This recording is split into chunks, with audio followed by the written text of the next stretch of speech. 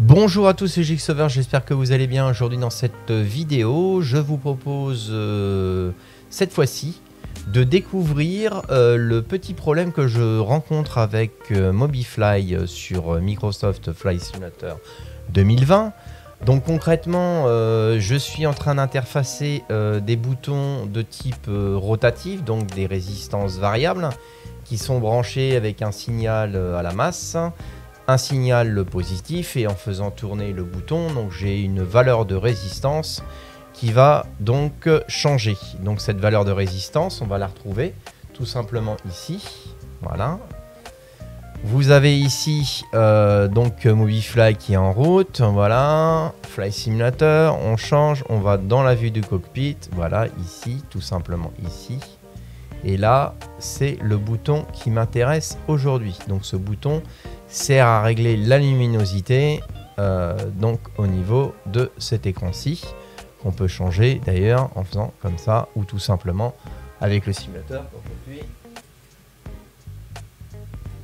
Ça fonctionne. Ça, c'est un contact sec. Par contre, là, je suis sur une résistance variable. Donc, tout simplement, qu'est-ce que j'ai fait? Donc là, on voit que notre module est bien en route, que le simulateur est bien actif. Donc, j'étais dans Mobiflight Module. Donc là, j'ai deux Arduino à l'heure actuelle. J'ai MIP Captain et MIP Central. Donc, on est toujours sur le MIP. Et là, j'ai affecté donc cette variable-là. Enfin, cette réceptivité ici, donc je l'ai branché en A6, voilà, il n'y a pas de problème. Je l'ai nommé comme ça, jusqu'à là, tout va bien. Donc là, on veut rajouter donc cette variable ici, donc en input. Donc je double-clique ici. Je marque donc PFD. Voilà. Ensuite, c'est du côté Captain. Et on va incrémenter. Voilà, hop, incrémenter.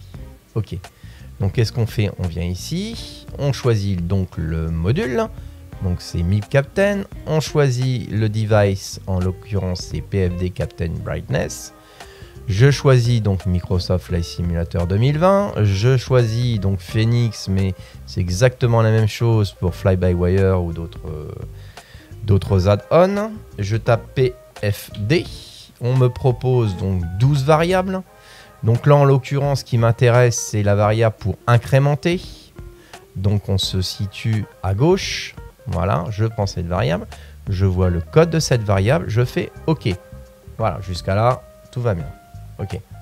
Donc là, si je tourne mon bouton dans ce sens-là, de façon manuelle, je retourne donc sur Mobifly et je vais directement interagir avec le bouton sur le sim.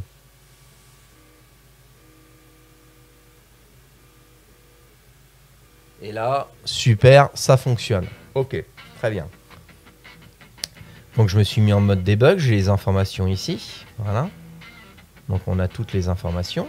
Donc là, qu'est-ce que j'ai fait? Donc j'ai fait pour incrémenter. Et maintenant, je vais faire l'inverse, je vais décrémenter. Donc je tape PFD, Captain. Là, je dis que je décrémente, OK. Je vais donc ensuite ici, comme tout à l'heure, hop, comme à l'instant d'ailleurs. MIP Captain, Device, Brightness, OK, Microsoft. Je choisis mon simulateur, je choisis mon add-on, je fais PFD. Voilà, et dessus, je vais choisir la variable pour décrémenter. OK, et toujours à gauche pour celle du Captain. OK. Donc là, on est bien sur PFD, on est bien à gauche, on décrémente. On est bien sur l'add-on, on a bien toutes les choses, on a bien la variable qui est donnée, tout va bien. Sauf que là, qu'est-ce qui va se passer? C'est qu'on va recevoir deux informations qui vont pas incrémenter mais décrémenter, qui vont juste rester à 0, étant donné que j'agis sur l'un et en même temps j'agis sur l'autre. Donc c'est-à-dire que je tourne mon bouton et il reste en statique, tout simplement parce que là on voit que 21, 21, 41, 41, 87, 87. Donc les différentes variables que j'ai pu avoir, tout simplement, systématiquement, je ne vais pas faire une action d'incrémenter ou de décrémenter. Ou alors si, ce que je peux faire, là je supprime ça, voilà. Puis là, je vais faire sur le bouton, hop, je vais décrémenter.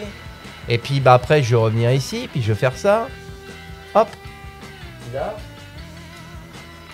je vais incrémenter. Mais c'est pas du boulot ça, hein. On peut pas revenir dessus. Donc ce qu'il faudrait, c'est juste une condition qui dise voilà, si telle valeur est atteinte, tu peux aller sur l'autre truc. Et inversement. De façon à ce que les deux ne soient pas actifs en même temps. Donc si vous avez une petite idée de comment incrémenter cette condition, bah écoutez, n'hésitez surtout pas à le mettre dans les commentaires. Et bien évidemment, si cette aventure vous intéresse, n'hésitez pas à vous abonner, à activer la petite cloche et blablabla, vous connaissez la suite. Mais le seul intérêt là au jour d'aujourd'hui, c'est que je me retrouve confronté à cette problématique, mais je vais la retrouver pour ici, ici et ici. Voilà.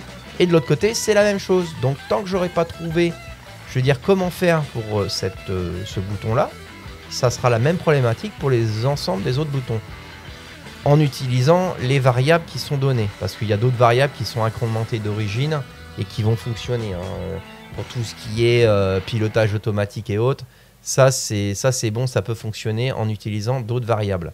Mais en l'occurrence, quand j'utilise les variables que je vous ai montrées, qui sont des variables qui fonctionnent pour le reste des commandes que j'ai affectées ici, et bien écoutez, je ne peux pas aller plus loin. Donc n'hésitez surtout pas à mettre des commentaires si vous avez une petite idée sur cette problématique. C'était Jigsaw. Je vous dis à plus dans une future vidéo. Allez, ciao!